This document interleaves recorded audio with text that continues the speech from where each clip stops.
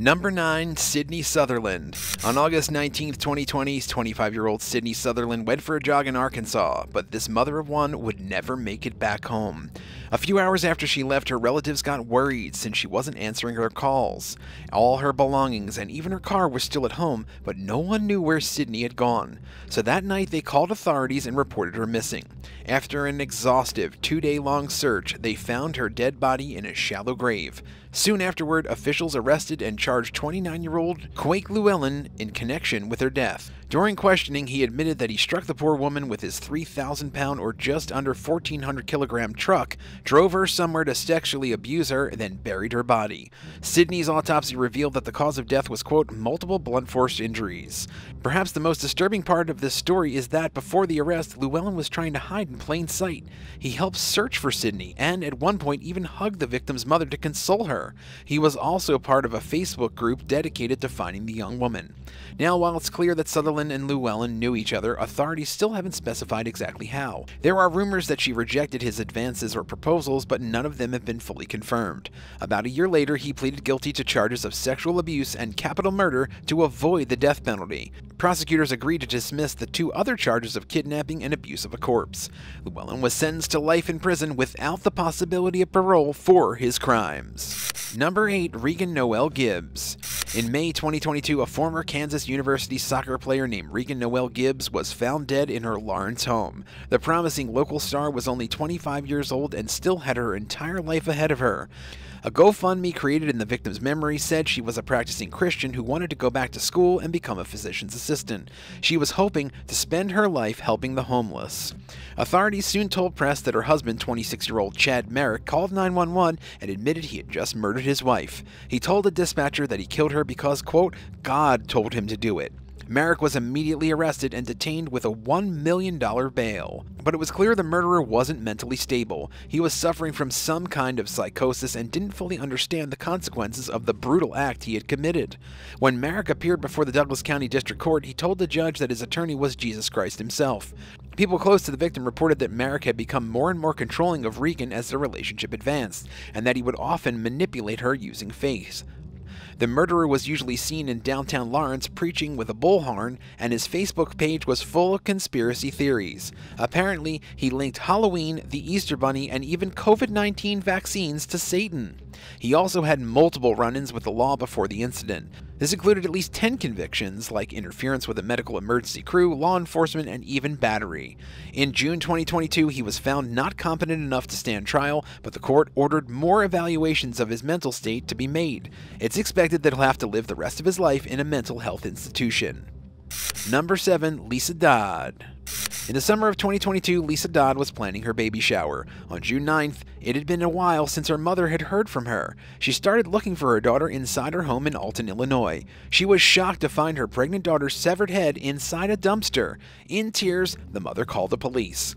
At first, investigators couldn't figure out who committed the murder, but a few days later, Lisa's ex-boyfriend, Deandra Holloway, was arrested in South Jefferson for stealing a bike. Once in custody, Illinois police found reason to believe that he was involved in the vicious beheading of the victim. Authorities told the press that the couple had an on-again, off-again relationship for the last 2 years. He was detained by the Alton Police Department and charged with 2 counts of intentional homicide of an unborn child, dismembering a human body, and concealment of a homicide.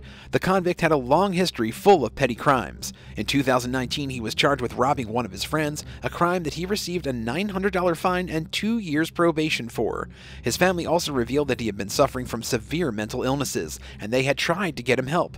But unfortunately, nothing could be done since he hadn't committed a serious crime yet.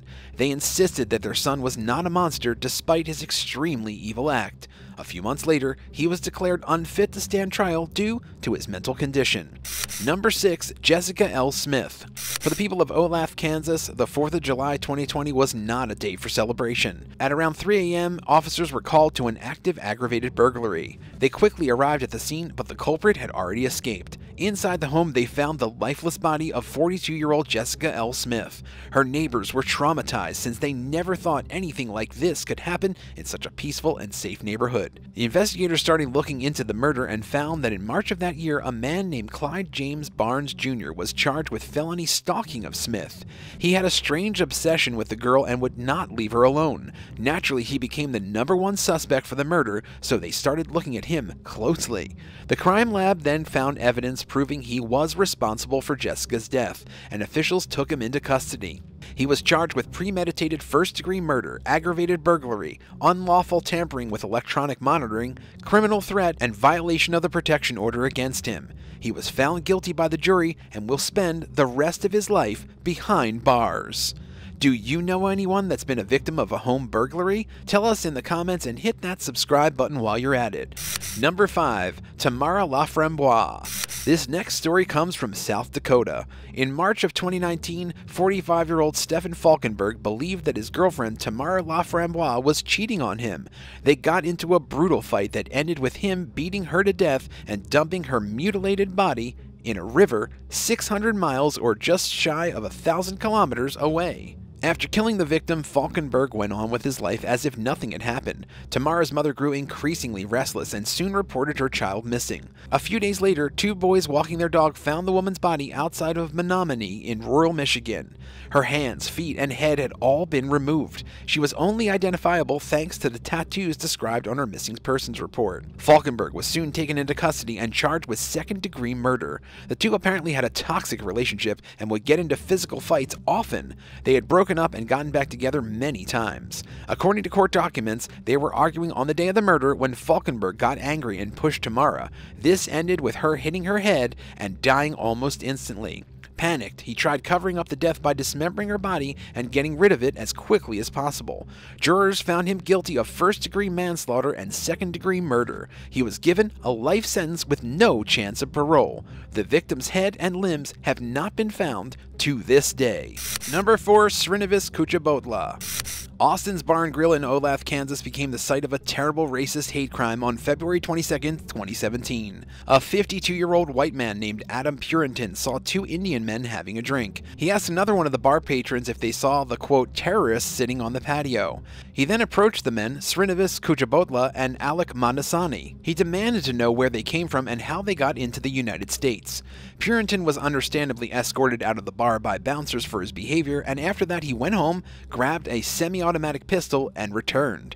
He wore a scarf to hide his identity and came back, yelling, "Get out of my country," and immediately shot at the 2 men.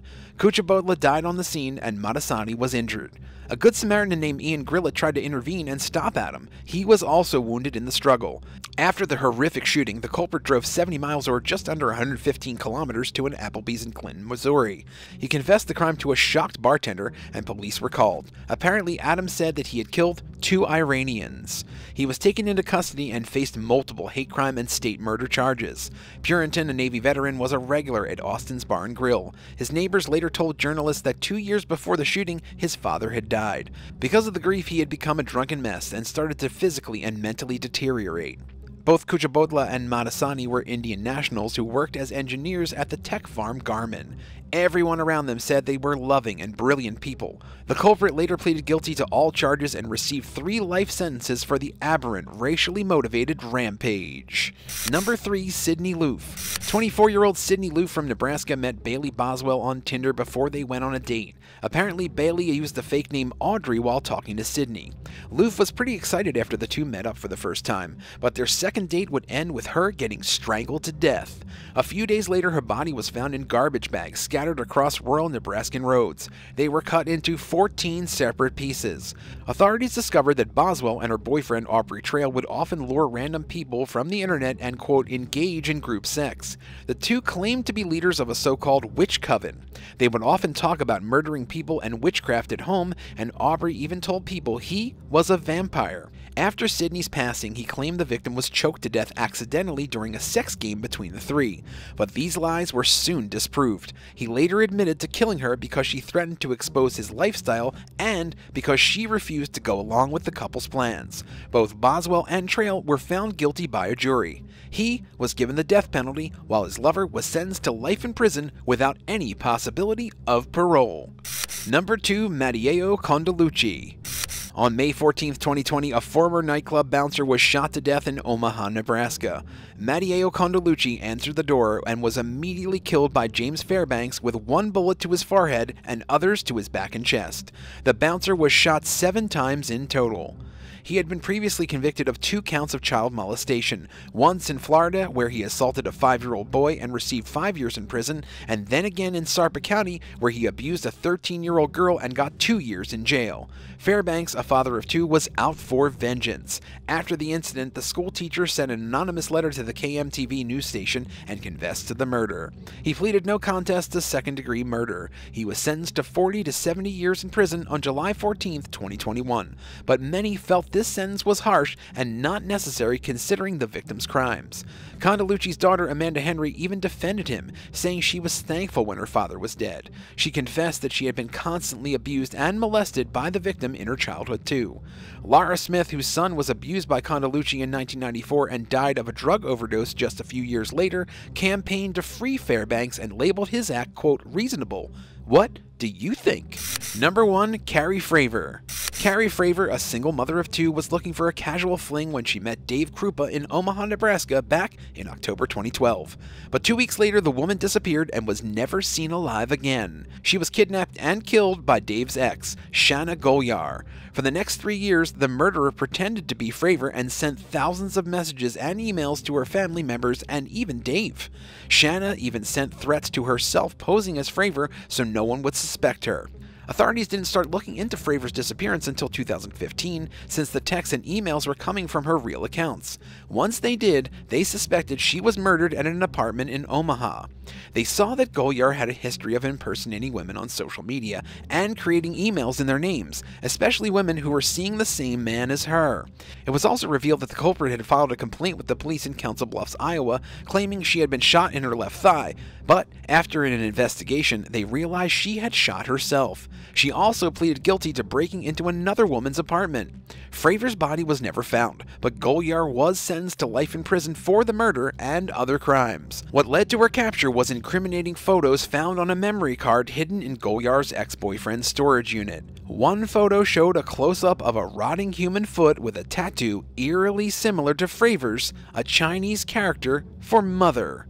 Thanks for watching. Which of these Midwest true crime stories shocked you the most? Tell us what you think in the comments below and don't forget to subscribe. Goodbye for now, but we'll see you next time on The Bad Badger.